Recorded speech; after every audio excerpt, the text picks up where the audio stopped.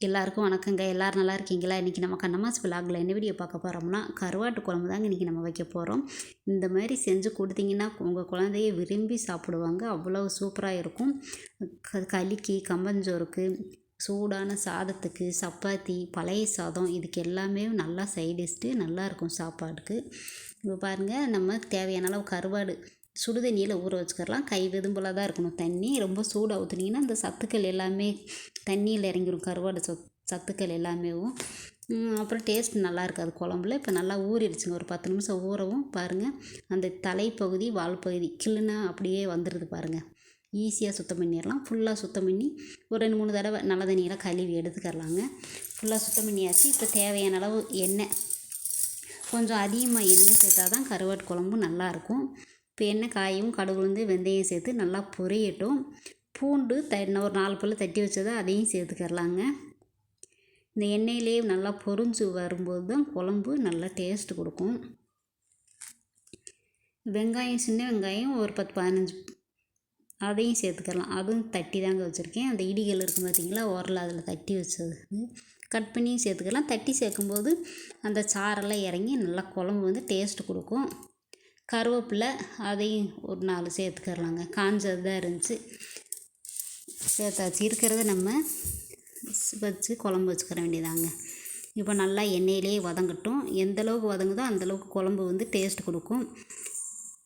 தக்காளி பழம் ஒரு 2-3 பழம் சின்ன சைஸாக தாங்க கட் பண்ணி வச்சுருக்கேன். அதையும் நம்ம சேர்த்துக்கரலாம்.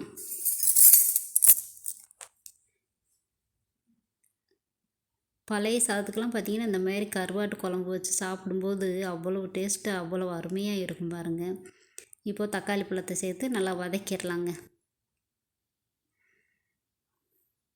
என்னம்மா இப்படி பண்ணுறீங்களேம்மா அப்படின்ற மாதிரி.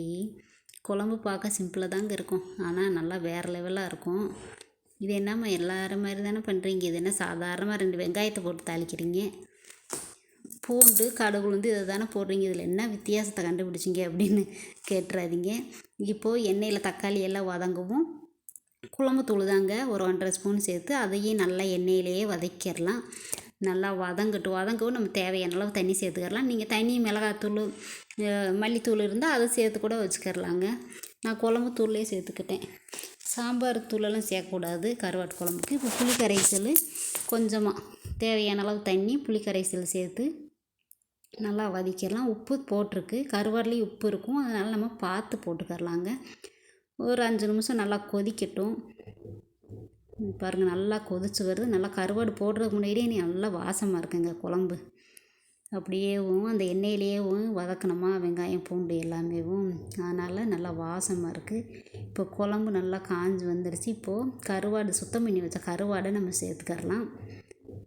கருவாடு சேர்த்து ஒரு 2-3 நிமிஷம் 4 நிமிஷம் அப்படியே மூடி வச்சு விட்டோம்னா அருமையான கருவாட்டு குழம்பு ரெடி ஆயிடுச்சுங்க. நீங்களும் செஞ்சு சாப்பிட்டு பார்த்துட்டு எப்படி இருக்குன்னு சொல்லுங்கள். வீடியோ பிடிச்சிருந்துச்சுன்னா லைக்கு, ஷேர், கமெண்ட் பண்ணுங்கள். தொடர்ந்து நம்ம சேனலை சப்போர்ட் பண்ணிக்கிட்டே இருங்க. பாய்.